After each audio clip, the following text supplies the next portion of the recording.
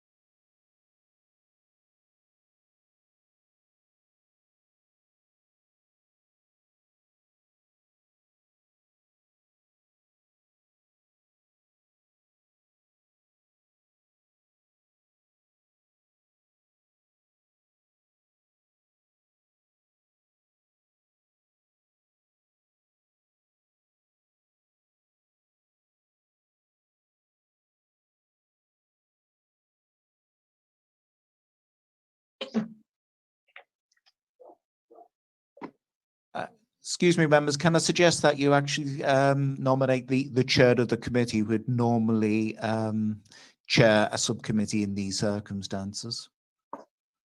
Excuse me, members, can I suggest that you actually nominate the chair of the committee who would normally chair a subcommittee in these circumstances?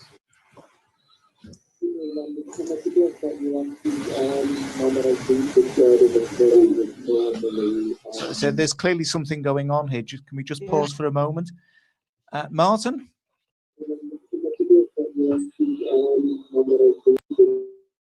Hello, Martin?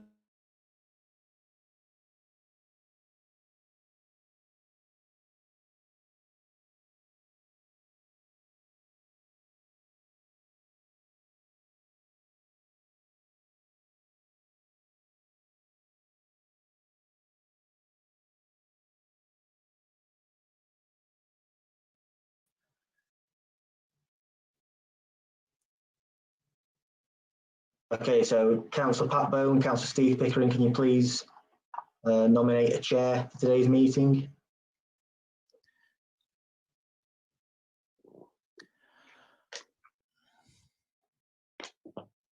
I'll nominate Councillor Liggett. Can we have a seconder, please? Yeah, all in favour?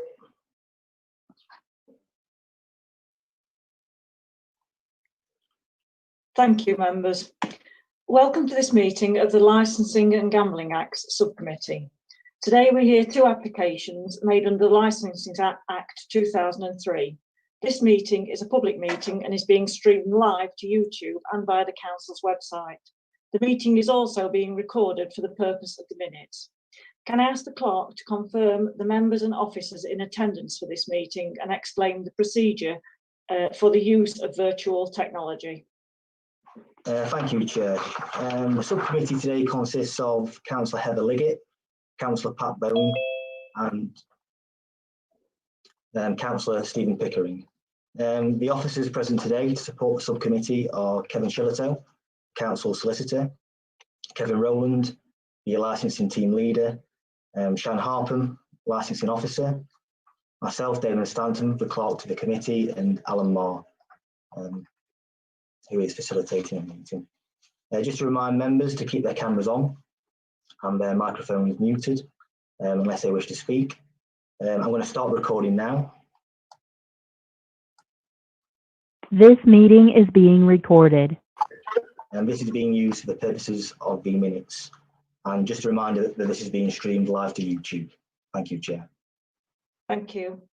The procedure for the hearing will be as required in the Licensing Act 2003 hearing, Regulations 2005, and will take the form of a discussion led by the Licensing Authority, North East Derbyshire District Council.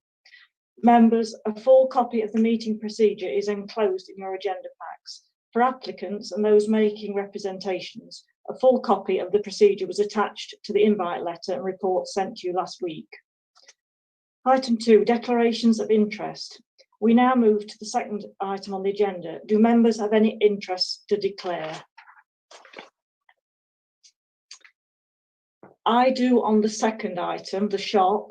I do know Audrey and Ian Howarth, but not of a personal nature, just purely and simply because we live in the same village and they walk the dog past my house. Thank you. Thank you. Matters of urgency. The third item is matters of urgency. I have no matters of urgency for today's meeting. Item 4A, report of the Licensing and Enforcement Officer, Woodseats Hall.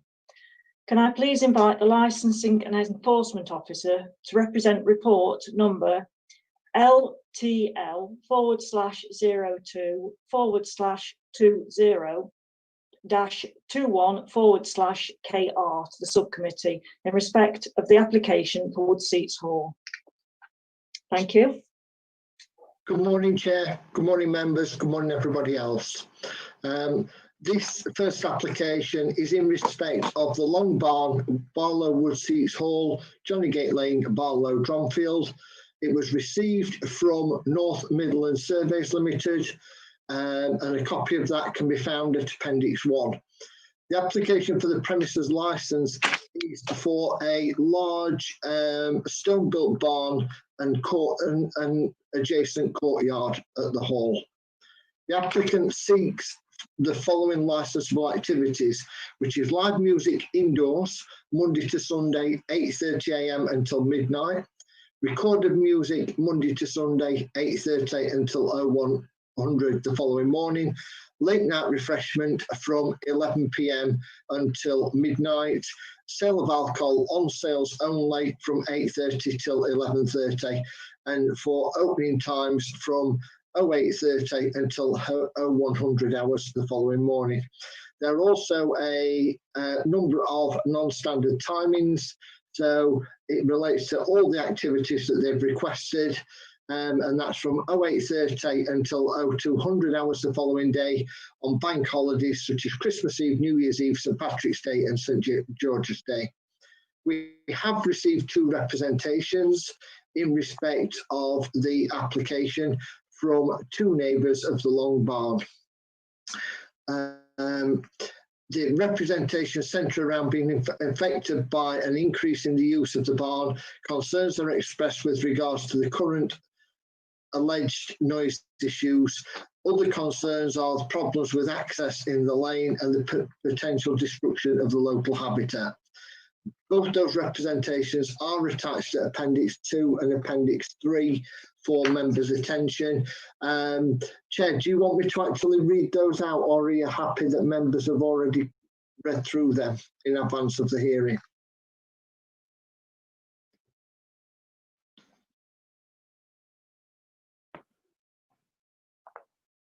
Sorry. Pat and Steve, are you happy? Have you read the paperwork? Or would you like Kevin to read it out?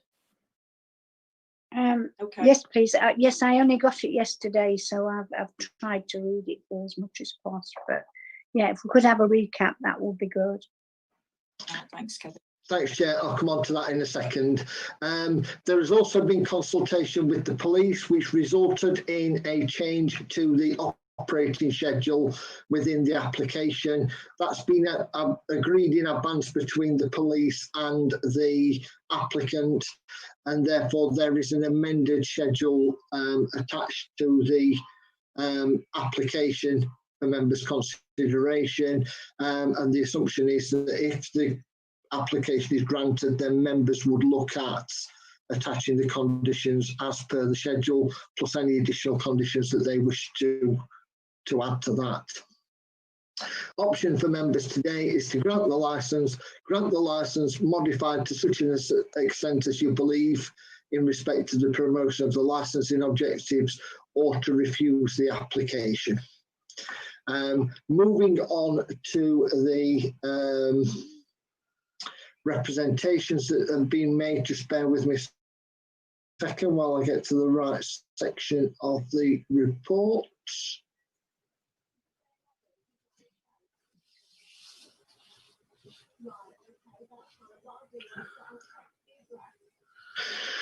Right, so the first representation is from John, Julia and Daniel Botham. It's probably going to be as easy for me to read this out as to try and proceed it. Regarding the application for the premises licence, we being the nearest neighbours to Nick and Todd at Barlow Woodseats Hall will be affected by an increase in the use of the premises at the Long Barn. Until about 5 years ago, this was a very quiet area. We now live next door to 2, soon to be 3 holiday lets with up to 20 people staying. The Long Barn is used for weddings and parties, etc., and also as a restaurant at weekends. Our home is just 20 metres away from the Long Barn, see photo. Live music can be heard inside the house, even with the TV on. Also, parties can get very noisy with talking, laughing, singing, shouting. And we do not want to endure any more than we do now. Johnny Gate Lane is a single track country lane with very few passing places. We sometimes find it very difficult to get in and out when up to 30 cars attend various events. We've tolerated a lot up to now and don't wish to be bad neighbours, but it is affecting our lives and business farming. Hope you take this into account. Hope you take into account our concerns when considering this application. There is then a photo attached for members' attention, and then the second representation is from Mrs. Pamela Doncaster, and it says, I refer to the application and wish to make a formal objection as follows. Number one, the local environment is very peaceful and very much agricultural and should remain that way. The likely incidence of loud music blaring out until 1 and 2 in the morning would be detrimental to the environment. The property at which the licence is being sought is no doubt listed, and a barn which is home to much in the way of wildlife, in particular bats. Once again, loud music and crowds of people will destroy that habitat. The road leading to the property is a narrow single lane track with no formal passing places and being a dead end with just only one way in and one way out. Will not be able to cope with the likely increased traffic flow from 08:30 to 0200 7 days a week. The verges are all high, soft grass verges, which cannot take the punishment of vehicles travelling in the opposite directions, trying to pass each other. My residence, being only one of 3 residences in Johnnygate Lane, is the only one that will be affected by the increase in moving traffic, likely to be at speeds in excess of the capabilities of the lane and the road surface, which is in a poor state. Johnnygate Lane is popular with walkers, cyclists and horse riders, sometimes in numbers, with numerous footpaths and bridleways feeding into it. The increased traffic flow will be hazardous to those enjoying the peace and tranquility of that rural lane. Yeah, thank you very much.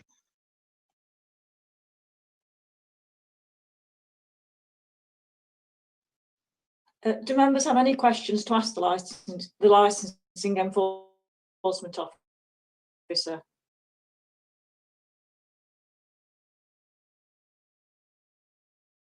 Councillor Pickering. Thank you, Chair. I'd just like to ask if there's a description or anybody could give us any information about what currently happens in terms of it being a wedding venue and restaurant. The website says that. The website actually says parking for 40 cars. The application talks about 30 cars. So there's obviously potentially more increased traffic use, as some of the objectors have raised. But I'd just like to know what currently happens, and in terms of drinking and music. And I notice in the application there's an application for dancing. I can't imagine why that is not at a wedding, and where there's live music or recorded music potentially up till 2 o'clock in the morning, and people spilling out into the outdoor area. Chair, it may be a better question for Councillor Pickering to ask Mr. Todd in due course. However, from a licensing point of view, the premises have been operational for a number of years that I'm aware of. And in the past, it has always operated under temporary event notices. The premises is at the top of a long lane, as specified by those making the representations. Personally, I'm not aware of any complaints being received in the past about the operation of the premises, and I don't see that there will be any significant change in what's actually happening at the premises compared to what's been happening previously under the temporary event notice. But again, that might be a question for Mr. Todd in due course. Thank you. Thank you. Do those present who are making representations have any questions for the licensing officer? Yeah, I don't think they're present. No, right. Does the applicant have any questions to ask the licensing officer? No. No, right. Right, thank you.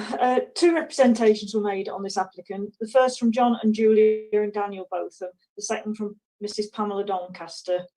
They're not present, are they, Damon? No, they're not. No, they're not, Chair. Right.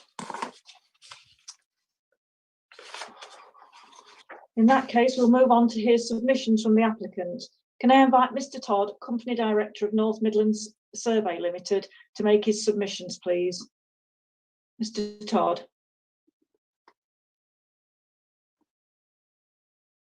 Hello, Mr. Todd, can you hear us?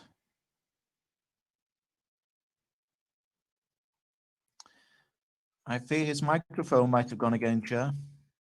He It appears needs to be to on unmute mute. his microphone.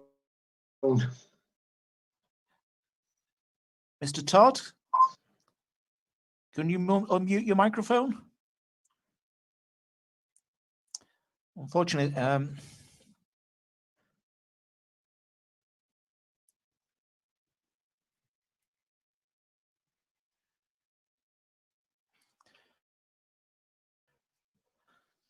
hello, Mr. Todd, can you unmute your microphone?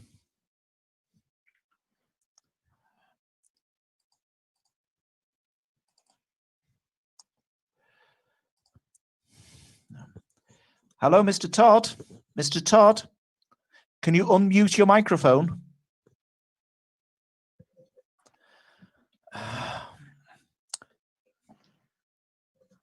Just bear with me, Mr. Todd. Just 1 second.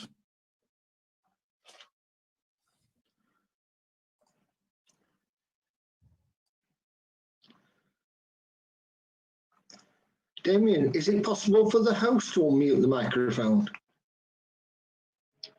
Yeah, I've tried that. I've tried to ask him to unmute, but it's doesn't seem to be working.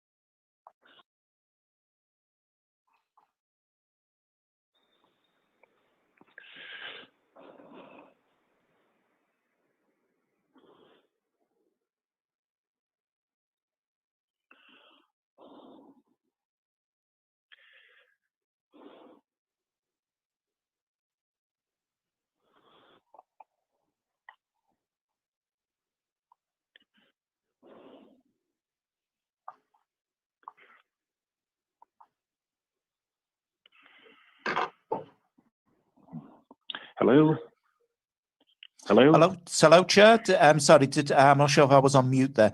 Mr. Todd's having difficulties and has asked his architect, Mr. Moore, to speak on his behalf. If you're comfortable with that, Chair? Okay, All thank right, you. that's fine. Okay, thank you, Mr. Moore. Thank you. Sorry, I was in the meeting room and I couldn't get Sorry, back in. Mr. Moore, could you turn off your YouTube channel now? I don't have YouTube on. Okay, then if anyone's got YouTube on, we were beginning to get that reverberation again. That seems better now, thank you. Okay, I'm sorry, I missed the last minute or so. I was up to date until you asked Mr. Todd to respond. So I should say, my name is Philip Moore. I'm an architect. I've been working on this project for around 1.5 years on behalf of the applicant. So I know the history, and I wanted to just sort of give you a little bit of feedback on historically what you said about operating under 10 is absolutely correct. Sorry, I'm hearing feedback myself. Hello? Hello? I think Mr. Todd has managed to get his microphone to work, but where he's in control of it, I don't know, because it keeps going on and off. Can you hear me now?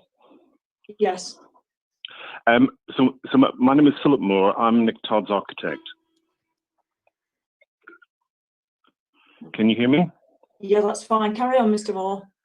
Okay, so I wanted to respond to Councillor Pickering's points, just point by point, if I may. You're absolutely correct that the premises have operated under 10s historically, and I think that having had some experience of that, the applicant decided that really it wasn't going to be successful as a venue and a bar. And at that point, I was asked to look at alternative uses following the refusal of the premises as a bar and venue. That's the refusal under the Planning Act. So around a year or so ago, I looked at the thing afresh and looked at the reasons for refusal of the Planning Commission for a bar. And I think that really that coloured the applicant's view as to the fact that he should proceed as a restaurant only, concentrating on a higher spend, an older age profile, and reduced hours, obviously shutting at midnight, opening from just before lunchtime, and also restricting the activities to pretty much weekend, and of course public holidays and Sundays before bank holidays, which is where the trade is. So the decision was was made to apply for planning permission to North East Derbyshire District Council. So all of the factors such as noise, car parking, habitat, and in particular the use of the lane and the passing places which were surveyed by Derbyshire County Highways, all of that was considered in the planning permission. And I would suggest that the points that have been raised are all planning matters which have, to be fair, been and gone. Derbyshire County Highways have no objection and obviously supported the application, including the access, including the traffic issues, which in fact are a downgrade from the operation and activities under the temporary events notices. Derbyshire Wildlife Trust have no objections on the habitat grounds. The noise issues, which there are going to be less because it's going to be operating more as a restaurant, although I can imagine at a birthday party there might be dancing and music. Otherwise the music would be background. And the noise, both in terms of works, physical works, and validation are strictly controlled under the planning permission, which I can give you the reference number for, but I'm sure it's accessible to you online. But the conditions numbers 8 and 9 heavily restrict the validation of noise and also insist on works being carried out following acoustic survey. So those works haven't actually been done yet. So obviously with the grant, hopefully, of a liquor license, all of those conditions will trigger and physical works will actually be carried out along with the proper acoustic validation by an acoustic professional. So from where I'm sitting, all of the points that have been raised are either going to be lesser with the activity of this predominantly as a restaurant through very strict planning controls, and obviously they are potentially planning enforcement issues if there was ever a breach of, say, the hours. I accept that the hours may have traded later under temporary events, but what this new planning commission dated October 2019 gives is a validation to a different style of activity. It much reduces the hours and days that a restaurant can operate. And to be frank with you, the issue of COVID-19 with restaurants, it's a much more palatable activity than running a bar venue, which obviously has all of the undesirable activities that go with that, as you can probably imagine. So I wanted to just make the point finally that this could operate as a Kentucky Fried Chicken restaurant with no permission from the committee. It's a sale of alcohol that obviously the applicant is after in order to try and promote and encourage long-term investment on the site, as well as the protection of a great 2-star heritage asset. I hope that's okay with you. Is there anything else you'd like to ask me? Thank you, Mr. Moore. Councillor Bowen and Councillor Pickering, do you have any questions for Mr. Moore? Councillor Pickering. Thank you, Chair. My points weren't about planning at all. It was about the implications of being granted a licence. and the website says that it's run as a wedding venue, and the park isn't currently. If they have a temporary events license, then that's a controlled single event. And towards the end of the explanation that we've got, if I'm understanding it right, it's now to change from being a wedding venue to a restaurant open to the public, not a closed event with a license to be selling alcohol either for consumption with meals or without meals. Is that the case? Yes, that is the case, but there is nothing to stop the restaurant being booked as a wedding in a similar manner to Le Manoir or some other locations in restaurants around the country. So, weddings and closed type of events would be no different. Than operating as a restaurant, because it's still planning controlled. It's planning controlled on noise, highways, parking, and all of the other aspects. The only difference with a temporary events notice is that, this cannot function as a restaurant on, say, Monday, Tuesday, Wednesday, Thursday. And obviously the hours are restricted under planning, which under a temporary events notice may be different. I think that the subtlety on the selling of the alcohol is huge, but to have a private 50th birthday party there is no different to other restaurants, other than the sale of alcohol would be possible. Thank you. Councillor Bone. You're muted, Councillor Bone. Excuse me.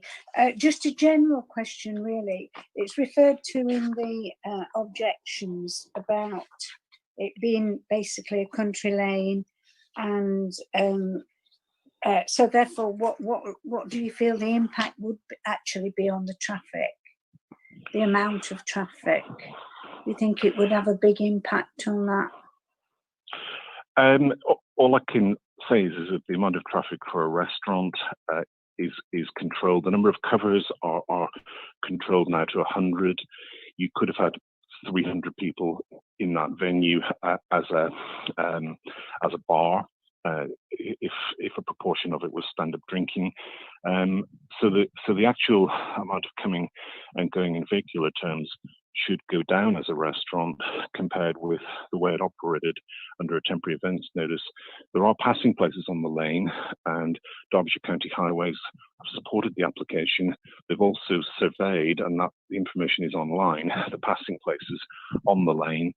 And obviously, with it being a restaurant, there is more likelihood of people nominating a driver, so there's less potential number of cars compared with lots of taxis coming and going in the sort of party venue that it might have been for young people.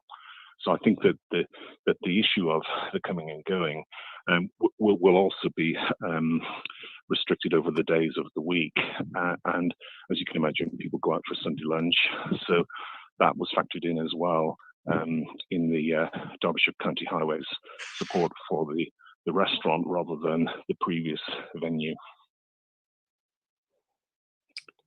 Councillor Pickering, did you want to come in again? Thank you, Chair. I mean, the main point for me was I just wanted to be clear that we're actually now talking about a change of use for the premises along with the licence from private function venue to somewhere that's now open to the public. They might have to book a table in a restaurant, but you don't have to book a table to turn up for just general drinking purposes, which is what this licence would afford that opportunity. If I could respond, Chair, by saying that it is a restaurant A3 under the use classes order of the Town and Country Planning Act. It's not a bar. You can't walk in and have a drink under the restaurant planning permission that's been granted and is going to be operated under. So it is not a bar, and it's not a stand-up venue in the sense of the way it operated under the temporary events notice. I don't want to say that that a restaurant doesn't involve a certain amount of alcohol and stand-up drinking at a bar, but you cannot walk in off the street and have a drink. That is the fundamental difference between A3 and A4 under the use classes order. Thank you. Do the licensing officer have any questions for Mr. Moore? I don't have any questions at all, thank you. Right. There isn't anybody else here, is there, to make representations? No. Just bear with me a second, Chair. Someone is attempting to join. Right. I'm just wanting to find out who they are, but they seem to be having difficulties. Sorry, it's Darren Rowley, licensing officer. Okay. Right, we'll now consider any closing submissions. Does the licensing and enforcement officer have any closing submissions to make? Chair, I think I've covered most of it already. The application is for a premises license to enable alcohol sales, live music, recorded music, and late night refreshments. And I've been through the hours with members already. In principle, the licensing officers don't have any objection. It's already been operating under a temporary event notice. However, it's for members to consider the application and make the decision based on the information in front of them. Thank you. Okay. Mr. Moore, do you have any closing submissions to make?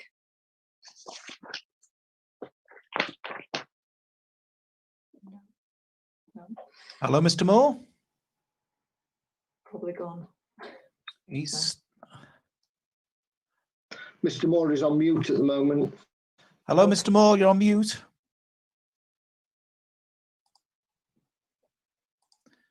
Hello, Mr. Moore. Sorry, I'm with you now. Thanks. That's all right, Mr. Moore. Yep. I was just going to say, have you any closing submissions to make? No, thank you. Okay, thank you. We'll now adjourn to consider the application and we'll return shortly to inform you of our decision on our return. Thank you. Thank you. Martin, could you please turn off the live stream, please?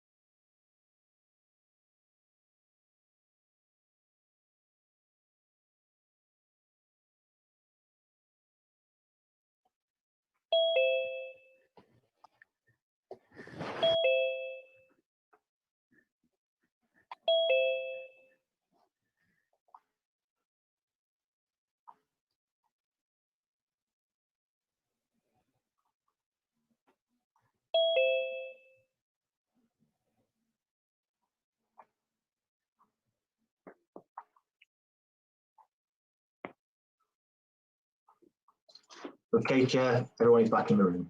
Okay, thank you. The committee's made their decision, which is going to be given to you by Kevin Shillito, the solicitor. Thank you. Thank you, Chair. The committee have agreed that they are going to grant the premises licence, but they are going to include an additional condition of licence. That condition is that it will apply so long as the premises is used primarily as a restaurant. It's a condition that's designed to enable you to use it occasionally for other purposes and other events, but to ensure that at no stage does the main role and nature of the premises change to something other than a restaurant. So that's the decision. You will receive a written notice of that decision in due course. If any parties, including the objectors, are unhappy with the outcome, then they will have 21 days to object to the local magistrates court in Chesterfield if unhappy with the licence as granted. Thank you.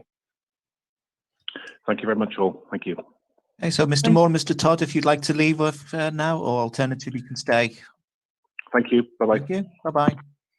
Thank you. I'm now going to call for a 2 or 3 minute break, if that's okay with everybody. Thank you, Chair.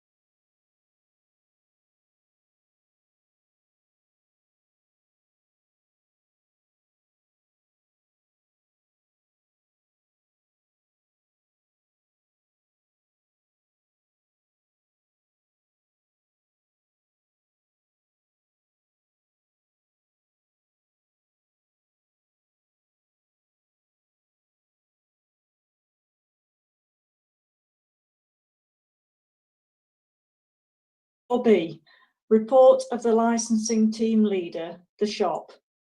We will now consider the second application on today's agenda.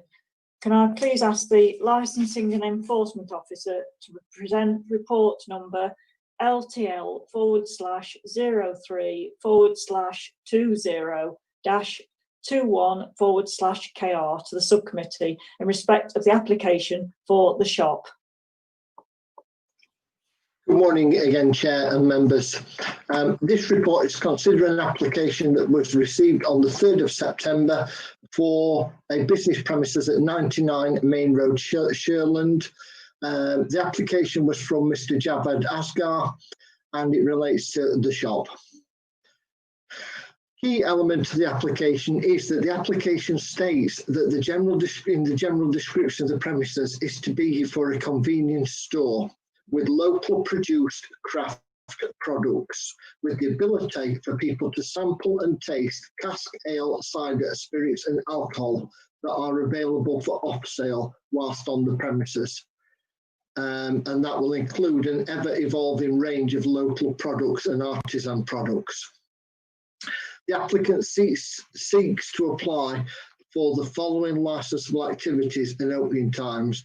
It's for the sale of alcohol on and off the premises, Monday to Sunday, 8 AM till midnight, with opening times of 8 AM to midnight.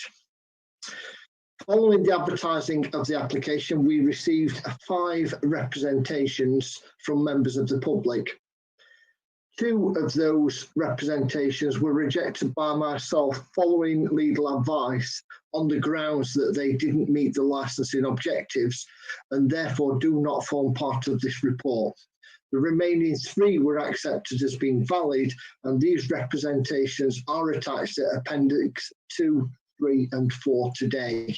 Again, I'm quite happy to go through those appendices for members if they wish when I get further on in the report.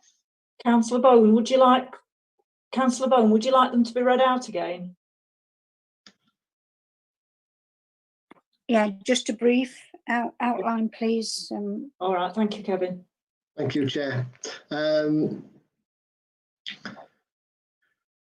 Following the applicant's consultation with trading standards during the application process, the application has agreed additional conditions. A copy of those additional agreed conditions that members may wish to incorporate into the licence are within Appendix 5 of this application. The police have confirmed that they do not have any representations to make in respect of this application. And options available for members are that they can grant the licence. They can grant the licence with additional conditions as members feel fit, or they can refuse the application. If you just bear with me while I move to the representations in the reports.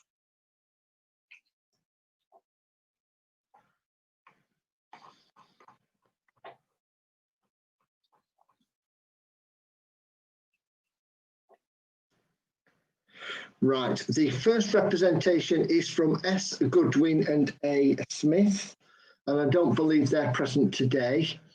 And what they say is they wish to make a representation regarding the application for a premises licence relating to the sale or supply of alcohol from on and off sales at the premises.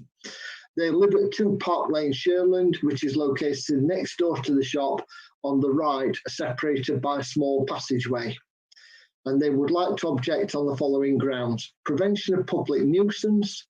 The hours proposed of 8 AM till midnight, Monday to Sunday, are not compatible with this residential location, and any late night noise from customers travelling by car or on foot to the shop will have the effect of disturbing neighbours whose bedrooms are mostly located on the main road side of the houses.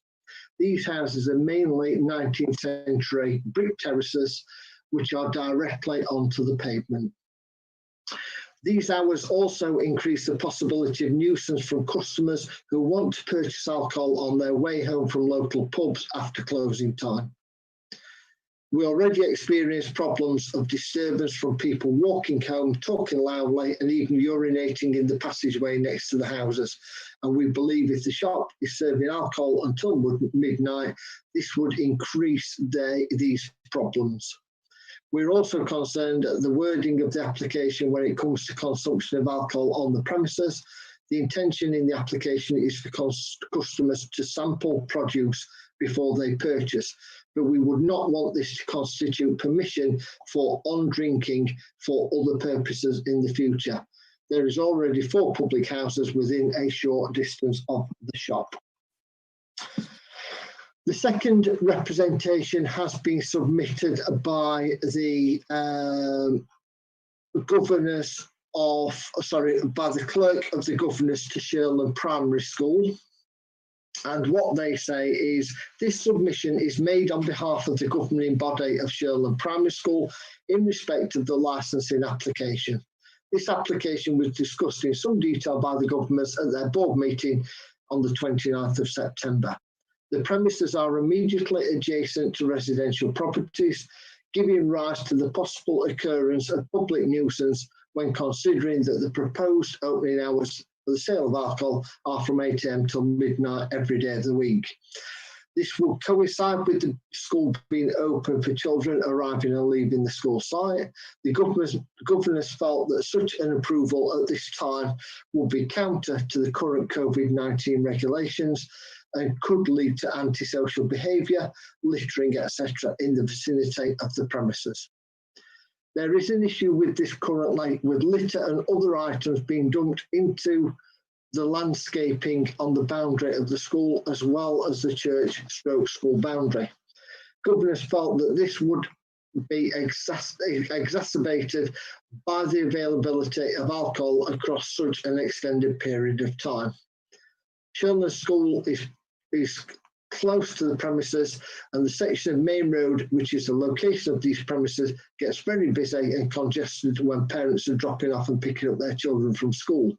The rear of the proposed licensed premises is directly opposite the school gate and zigzag lines, and this could lead to difficulties when deliveries are being made. These would inevitably be safety issues with both children, parents, and the general public. The governors worked hard to make safety paramount in the area of our school. The main objective is to protect the children from harm at any time, a responsibility which the governors discharge diligently, and one that does not stop at the school gate. For these reasons, we will suggest respectfully that this is not an ideal site or area for an additional licensed premises. Chair, there is then a third representation which is submitted by Mr. and Mrs. Howarth of Main Road in Shirland. I will briefly touch on this representation. However, I am conscious that Mrs. Howarth is actually at the meeting today and will expand on this in due course. Okay. So, in relation to the prevention of crime and disorder, they're concerned of drunk people coming out of the premises, throwing bottles, being generally rowdy, vehicles parked in the street, in the residential area. In relation to public safety, she says, myself and my neighbours take our dogs out at 10 PM, and the thought of additional intoxicated people loitering in the area at this time does not make me feel safe. The prevention of public nuisance, they're concerned about loud noise, bottles, crisp packets and waste being discarded in the street. The protection of children from harm, says there is a primary school over the road from the intended venue. Alcohol and children do not mix. And then she's gone on to say, in the further details, there is the miners' welfare and the Hay Hotel approximately 200 yards from this venue, and the Red Line public house approximately 500 yards away in the other direction. As it is, we get some noise parking disruption if there is an event on at the Hay or the welfare.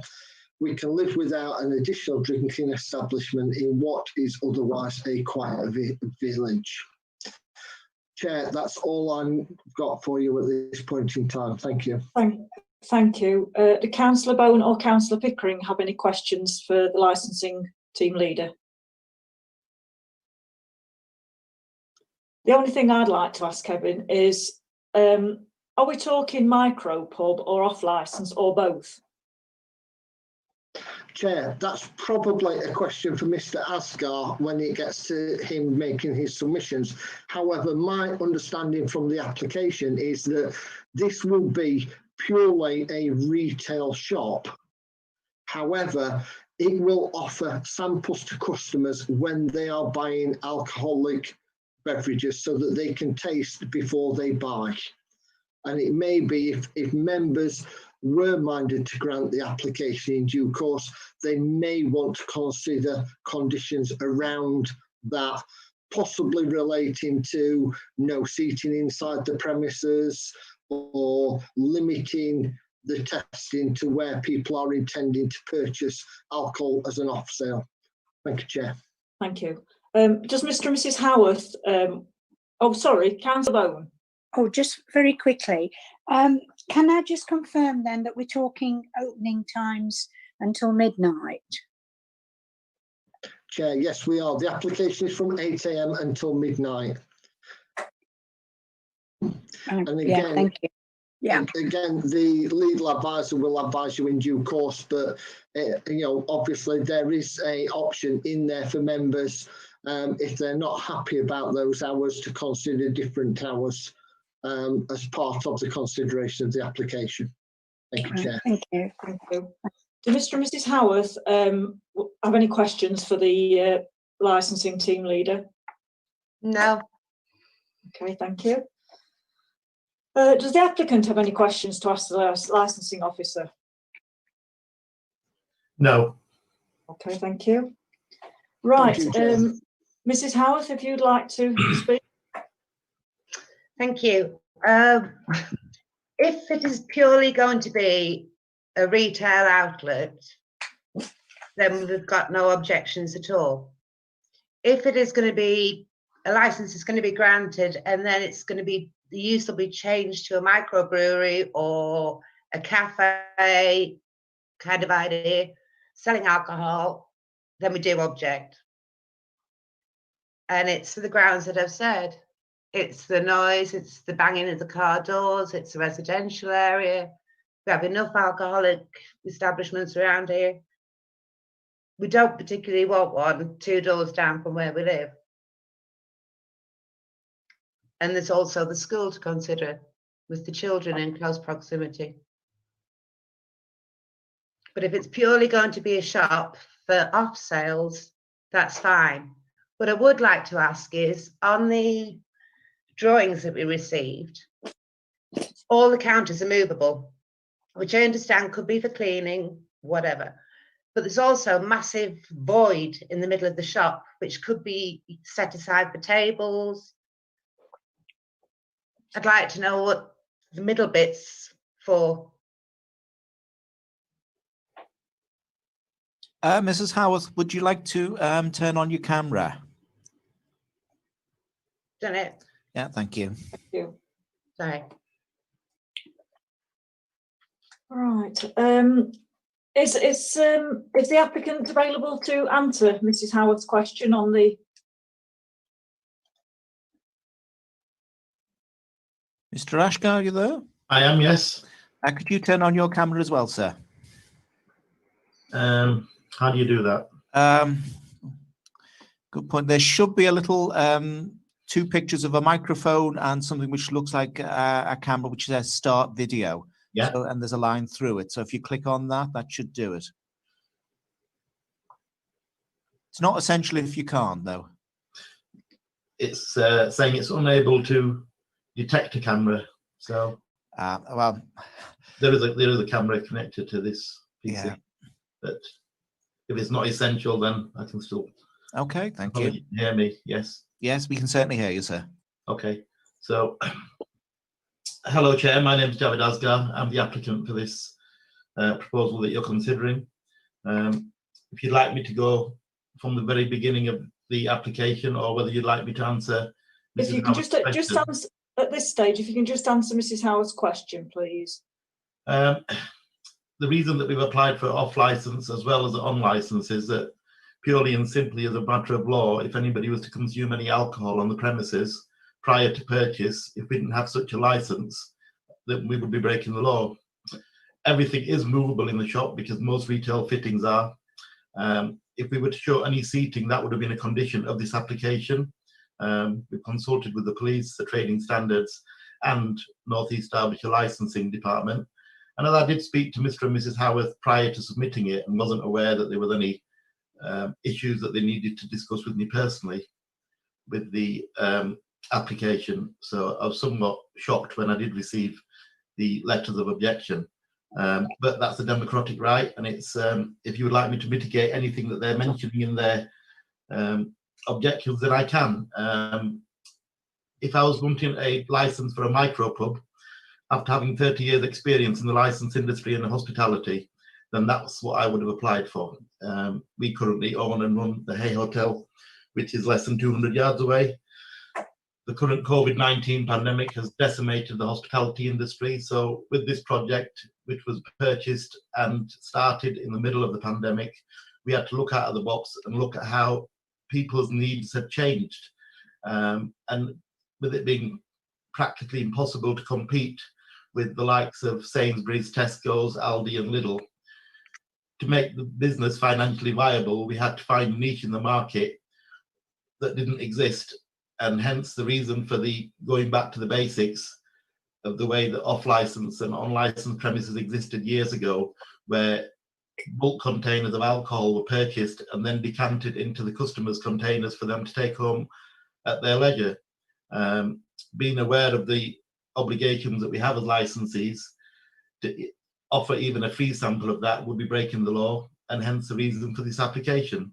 If we wanted to have a cafe, restaurant, micro pub, we would submit a license to that nature in the application and state that is what we wanted to do. Okay, thank you for now, Mr. Agar. Just going back to Mrs. Howarth, do members have any questions for Mrs. Howarth?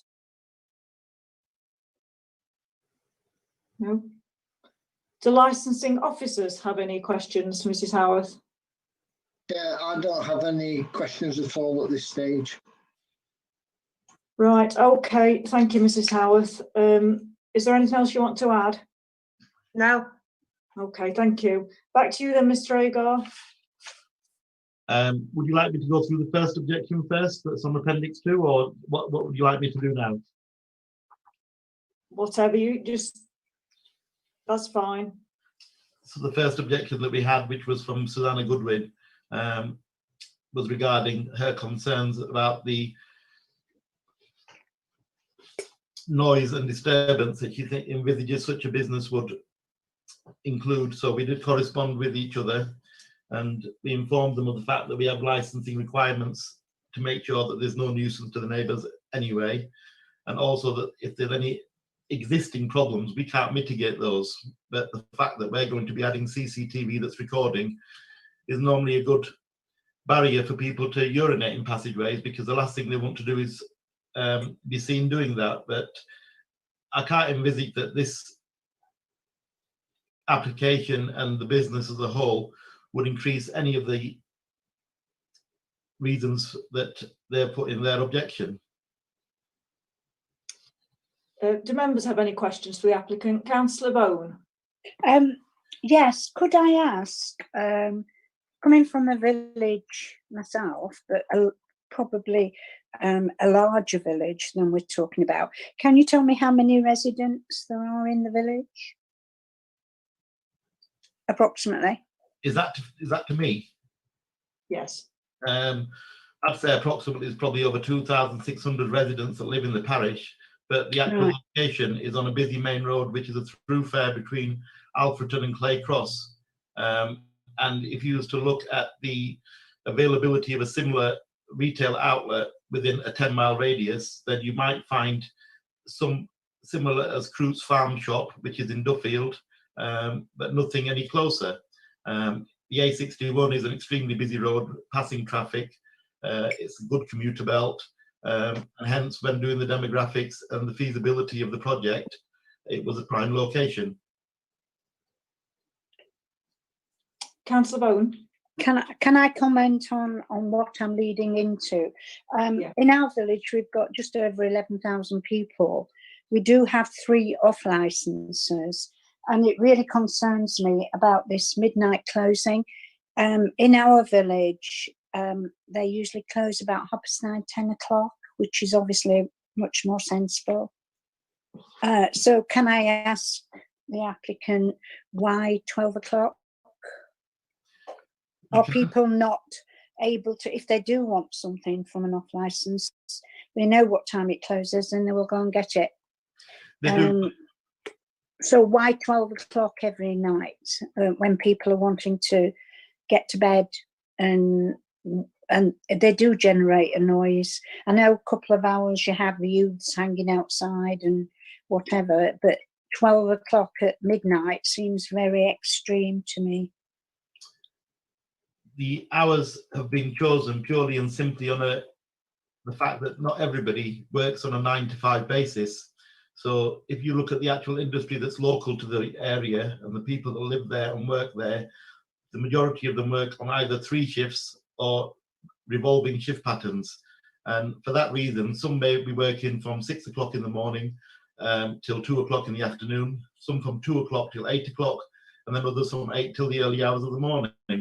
I think the days of being able to specify when people can shop and when they cannot shop, especially with the current pandemic that we're in and the restrictions that the government have posed on the hospitality industry, it would be narrowing the financial basis of the business to actually make a profit. And the other thing that you'd have to mitigate in that respect is that, would you choose to open till midnight? Well, if you choose to open till midnight, it's because there's an actual demand for it. If there's no demand for that business, then you wouldn't open till that time. I think, Mr. Agar, I'd disagree with that, because we already have an off licence which closes at 9, and I'm pretty certain if there was business there, they would open. I can't speak for that business. Councillor Pickering. Thank you, Chair. I've got a couple of questions. And one of them is relating to the question that Councillor Bone asked. See, I don't think that's a very satisfactory answer, Mr. Asgar, and I'd like to know what kind of research you've done or evidence you've got that indicates that people in Shirland need a convenience store that opens while midnight. And, you know, if you're a convenience store that sells alcohol, I can understand that. You keep relating to the hospitality industry. A convenience store isn't part of the hospitality industry. So I'd like to know what evidence or research you've done that indicates why Shirland needs a convenience store that opens until midnight. And the second question I'd like to ask is, what size samples do you have in mind? Is it about 10 millilitres that wets your lips to give you a flavour?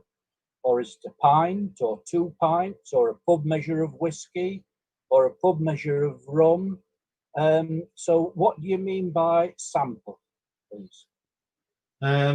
Which part would you like me to answer first? I'd like you to answer both of them. You can do them in either order. Okay, so the first part is, why do people need a convenience store that's open? Well, currently Shirland itself doesn't have a convenience store. All the local businesses that did provide convenience or newspapers are closed, the closest one being at Higham. Sainsbury's To Go has currently opened at the petrol station, which is at the bottom of the hill, and opens for a considerably longer time. The purpose of providing samples is for people to taste the product, not to consume it on the premises to the point of a pint, 2 pints, or a measure, because you're giving that product away. People, you know, it's you're not asking people to pay for it, and for that purpose, obviously, you wouldn't be giving away a pint or 2 pints or even a third of a pint. To quantify an amount, if you were to come in and want to purchase some real ale, it'd be enough for you to wet your palate and savour it. If it was a artisan gin, then you just probably want to have a little sniff of the smell of it, and just, well, it'd be less than 10 mil, because you couldn't afford to give it away free. You know, the niche is to get people in there to try it, to buy it, not to sit there and drink it.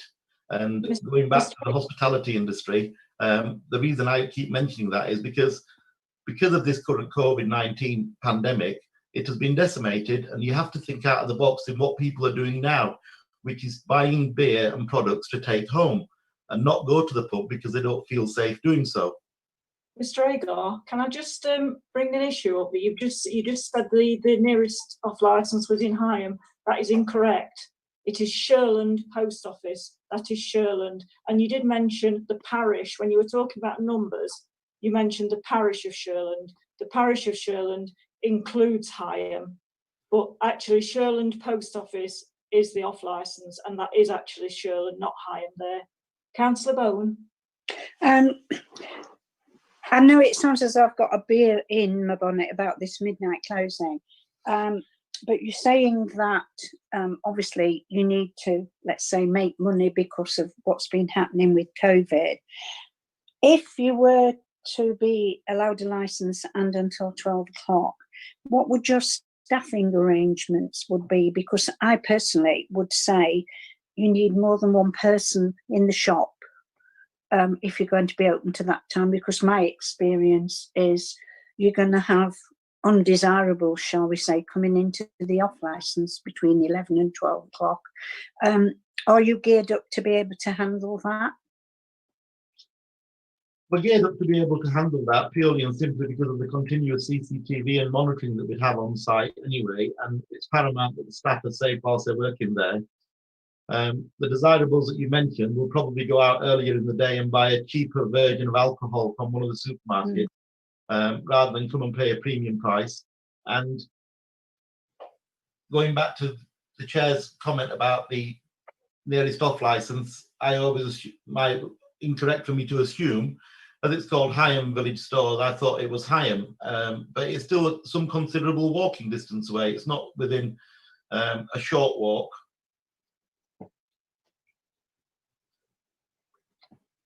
Is there anything else you'd like me to answer? Do the licensing officers have any questions for the applicant?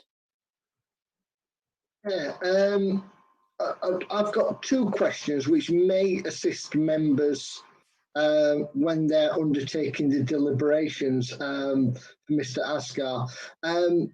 Would you have any objections if the committee added a condition relating to no seating and tables to be provided on the premises for customers? I have no objection to that whatsoever. Thank you. And secondly, if members weren't happy with the midnight closing, would you be prepared to consider an earlier time for closing? Thank you. Without knowing what that time would be, it's hard for me to consider it. Thank you. Thanks, Chair. Mrs. Howarth, have you any questions for the applicant? No, nothing further. Yeah, could I just intervene and ask a couple of follow-up questions? You can. Go ahead. Thank you. Mr. Asgar, just a couple of quick questions. Do you have any idea of roughly what proportion of your sales will be made up of alcohol? I'd say probably 25 to 30%. Thank you. And the other question, can I just check, have you got all the relevant planning permissions and everything in place yet for use as a convenience store? Yes, because it has the correct usage. The ironic thing is that this property started off life in Shirland as the Shirland Cooperative Convenience Store and had an alcohol license at the time with very little restrictions. And over the years, it's had various changes of uses, from being a baker's to being a hairdresser, a beauty therapist. This application was put forward as that is the most feasible business plan that I have in mind for that property. There may be somebody that might come along and say, well, we want to change what you do. But for them, anybody to change anything, they would have to come back in front of this panel. They would have to submit a new application. And it's impossible for me to envisage what might happen in 10 years' time, but I can tell you what my business plan is. And the business plan, if it was to be a micro pub or to allow people to congregate to drink alcohol, then I would apply for purely a on license for that purpose. I have no qualms in doing that if that was the business plan that I wanted to run.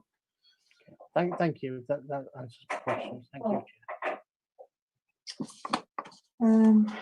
Right, we'll now consider any closing statements. Do the licensing officers have any closing submissions to make?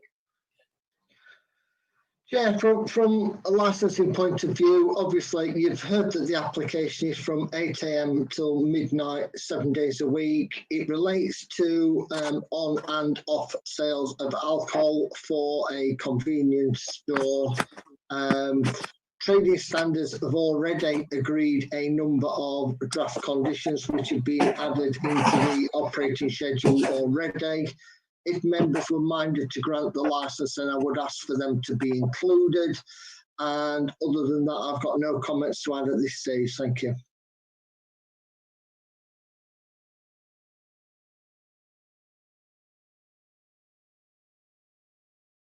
Councillor Liggett, you're on mute.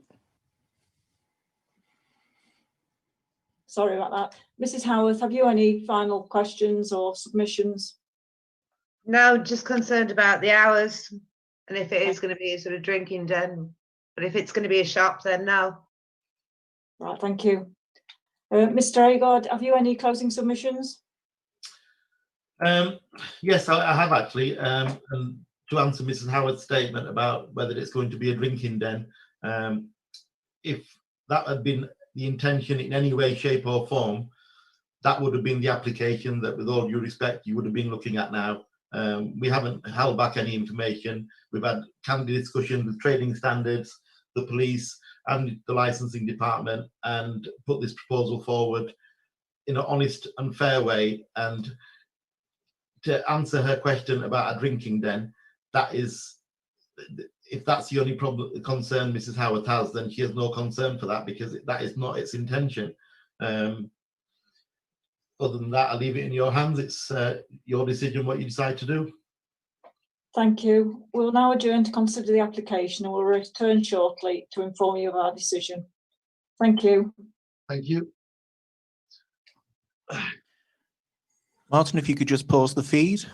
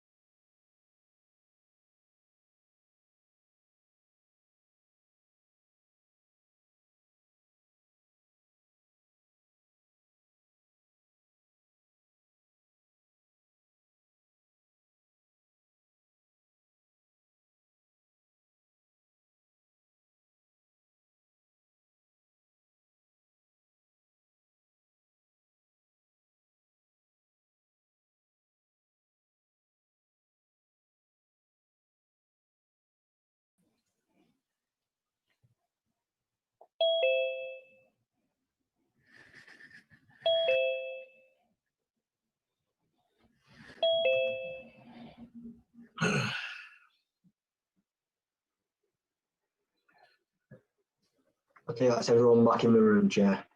All right, thank you. We've made our decision. The committee's made the decision, and we'd like Kevin Shillito, the solicitor, to read it out, please. Thank you. Thank you, Chair. Just bear with me because there are a number of things I need to just run through. The first is that the license will be granted, however, it will be granted subject to some amendments. The first of which is that the committee are not going to approve sales for consumption on the premises. There are limited circumstances in which free samples can be provided without a premises license, and I suggest Mr. Asgar goes away and looks at those rules, and if he is going to provide free samples, operates very carefully within them. The second amendment is that the committee have chosen to limit opening hours to 10 p.m. and then there's 3 other conditions that they wish to impose on the license. The first is that there'll be no seating for customers in the premises. The second is that the license holder will provide a litter bin outside the premises. And the third is that regular litter checks will be undertaken and litter disposed of in the immediate vicinity of the premises. A written decision notice that sets all of this out and the committee's decision-making process will be supplied to all parties. And upon receipt of that, if anyone wishes to appeal, they can do so by lodging an appeal at the local magistrates court in Chesterfield within 21 days of that notice. Thank you, Chair. Thank you. Thank you. Thank you for all your attendance today, and I now declare the meeting closed. Thank you. Bye. Thank you. Bye.